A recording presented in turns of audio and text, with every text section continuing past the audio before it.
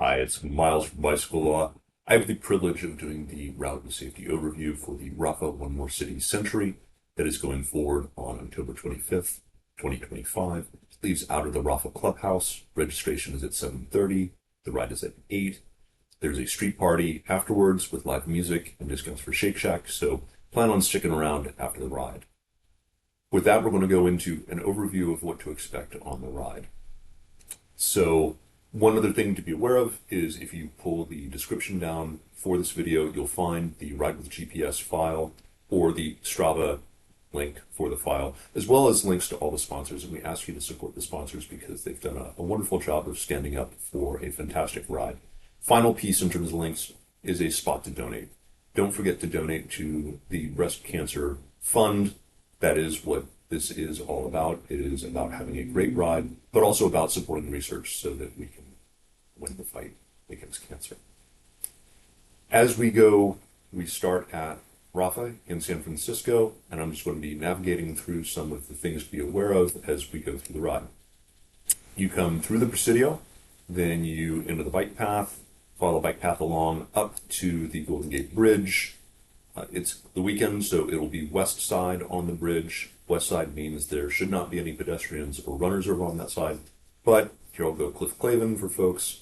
Little known fact, there are more serious injuries and crashes on the bike path than there are bike and pedestrian path than there are on the road surface. So just know that there are lots of silly things that happen up there, and it is not a spot to do any sort of high-speed stuff. Can't get a KOM because Strava removed it because it's so dangerous. So as you come off the bridge, you're going to want to make sure as you come up the steep little hill and you turn left to go back underneath the tunnel and down the descent in Sausalito, you're just going to want to look up the hill and make sure that traffic coming down from Hawk, bikes and cars, are coming to a full stop before you pull out there. So then you hit that descent down into Sausalito. It's been marked as a dangerous descent. You just want to be vigilant as you're coming down into the city. There are a number of potholes, a number of other things to watch out for. One of the other things to watch out for is Officer Mustache or anyone else. There are officers in Sausalito who are known for only pulling over speeding cyclists in the area where suddenly the speed limit drops down to a much lower speed limit.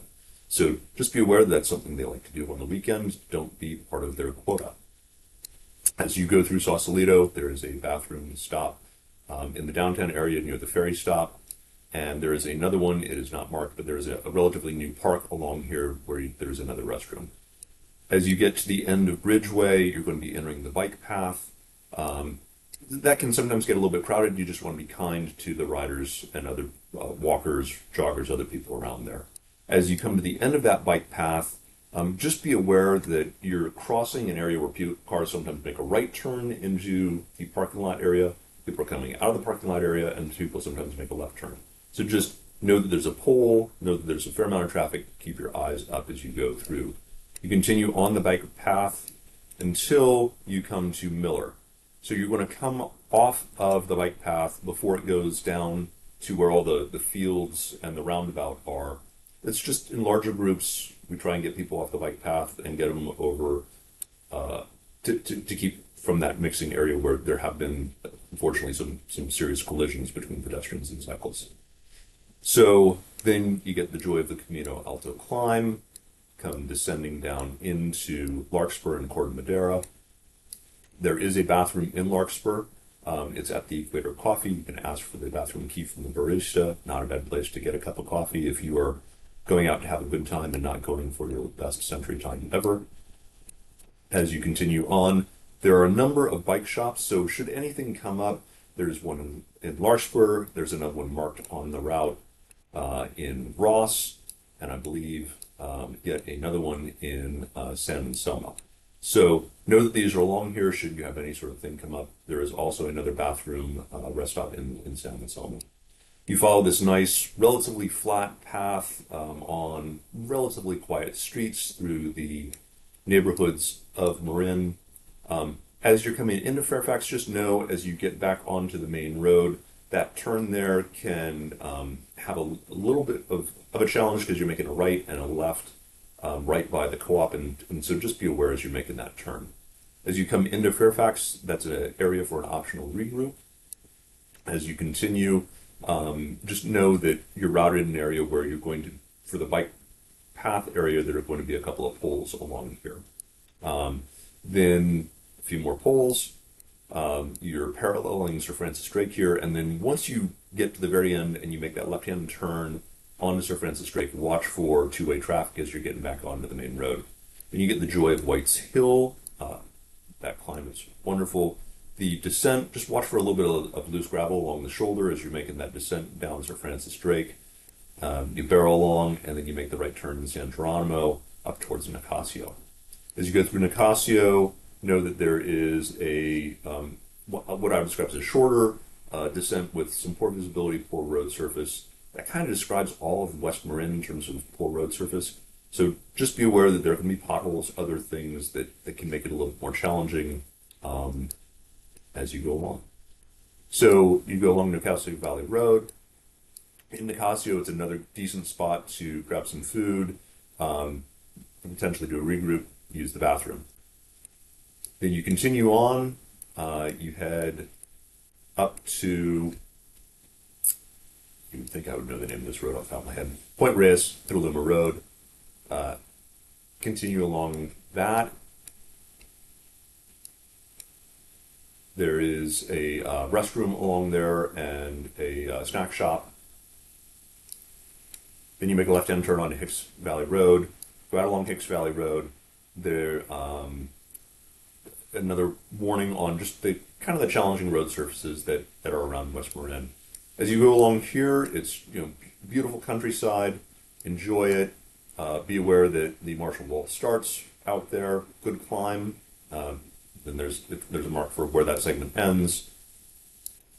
As you come into Marshall and get to Highway 1, you want to be very careful making that left-hand turn. So just watch out for people coming along Highway 1. The ask for Route 1, so this is all the way from Marshall all the way through Stinson Beach, is to maintain a single file as best as possible.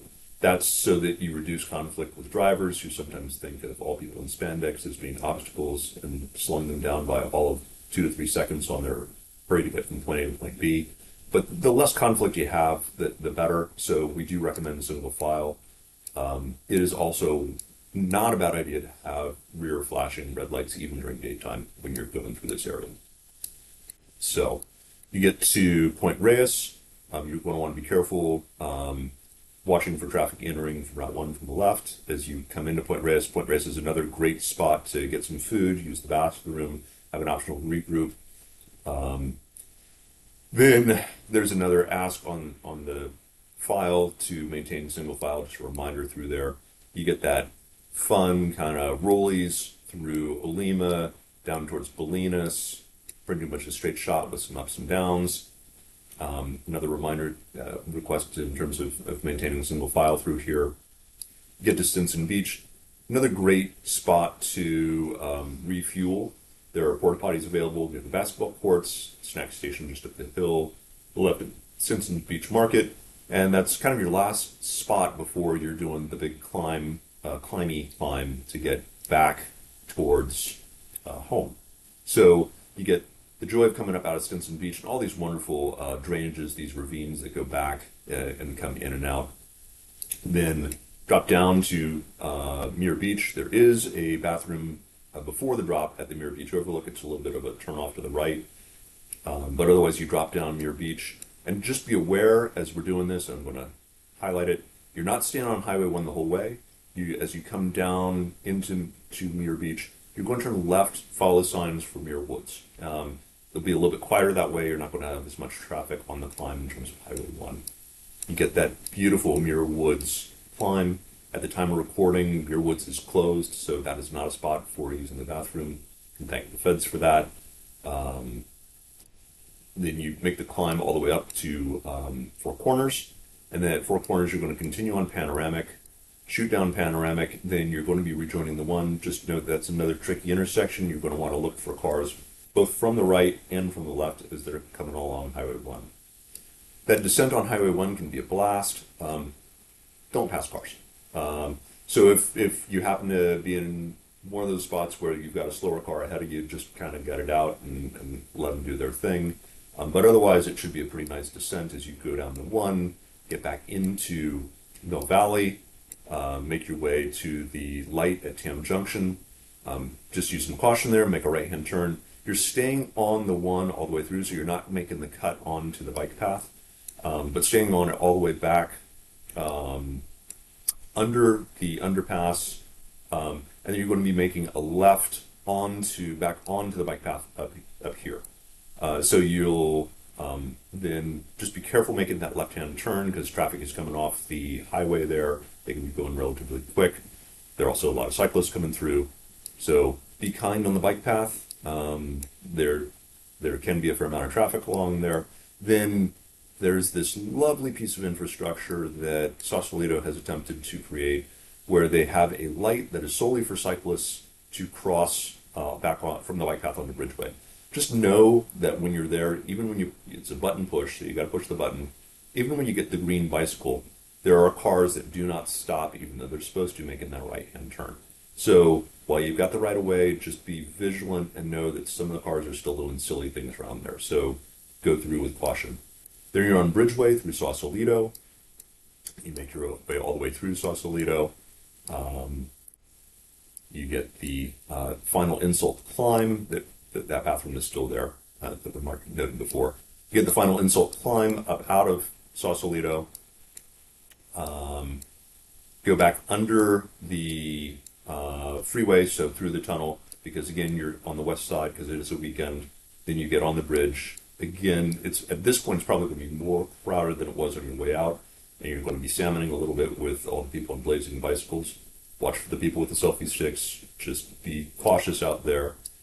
And you come off the bridge, pretty much a reverse of the way you came out, except instead of going back through the up and over tunnel tops, you're going to continue out along the path and then make a left at, you think I would know this, Divisadero, come up to Divisadero, then you're right on Greenwich, and you're pretty much back at the Rapha store.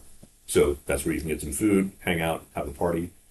Really appreciate you following along, and part of our reason for doing this, we at Bicycle Law, we represent cyclists who've been in crashes. We want to make sure that you are not one of the people who needs to call us. So keep it safe out there, keep the rubber side down, and have a great ride.